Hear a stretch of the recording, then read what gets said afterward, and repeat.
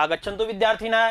प्रमुख लेखकानां संक्षिप्त परिचयं पठामः और उसके भाग 5 तक का हम अध्ययन कर चुके हैं। अंतिम भाग में हमने महर्षि अरविंद का परिचय जाना था बच्चों, और उसके भाग 6 में आज हम पढ़ेंगे विद्यापति जी का परिचय। विद्यापति जी के बारे में जानेंगे बच्चों। आइए देखते हैं विद्यापति के द्वारा जो हमारा ये पाठ है दयावीर कथा, उसका जो ग्रंथ है पुरुष परीक्षा, उसके जब प्रथम परिच्छेद से वो पाठ लिया गया था, उन्हीं विद्यापति की जी का हम परिचय जान रहे हैं बच्चों।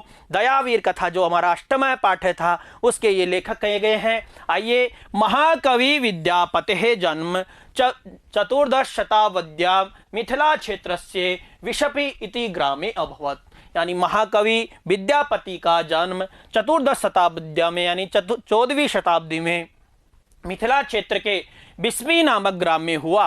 अयम मैथिली, जो ये है मैथिली संस्कृत अपभ्रंश भाषाणाम च प्रकांड विद्वान आसीत। जो ये विद्यापति जी थे वो मैथिली, संस्कृत और अपभ्रंश भाषाओं के क्या थे? प्रकांड विद्वान थे बच्चों। मिथिला नरेशाणाम अयम राजकवि आसीत, यानी मिथिला के जो नरेश थे, मिथिली यानी मैथिली जो नरेश थे, उनके ये क्या थे? राजकवि थे बच्चों। ये मैथिली है और उन नरेशों के ये क्या थे? राजकवि थे।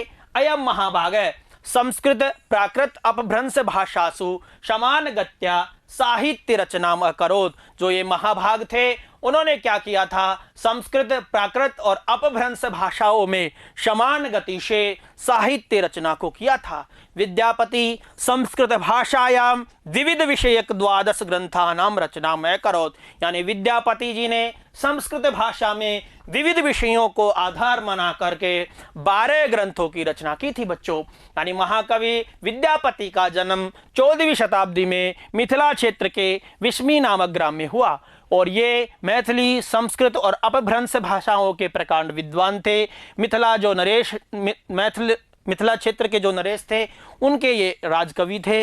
ये महाभाग संस्कृत के प्रकांड प्राकृत अपभ्रंश भाषाओं में क्या थे? समान गति से साहित्य रचना इन्होंने की।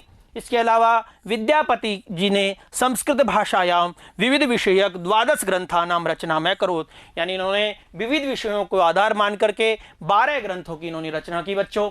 विद्यापति पदावली अस्य लोक विस्तृता रचना अस्ति। यानी विद्यापति पदावली है वो इनकी क्या थी? लोक विस्तृत यानी लोक में प्रसिद्ध रचना है। महाराज शिव सिंह देवस्य निर्देशे विद्यापति दंड नीति विषयक पुरुष परीक्षा इति कथा ग्रंथस्य रचना में करोत। यानी महाराज शिव सिंह देव के निर्देश पर विद्यापति ने दंड नीति विषयक पुरुष परीक्षा इस कथा ग्रंथ की रचना की। पुरुष परीक्षायां सतपुरुषस्य परीक्षा कथम करणीया इति सम्यक प्रकारेण प्रतिपादितम।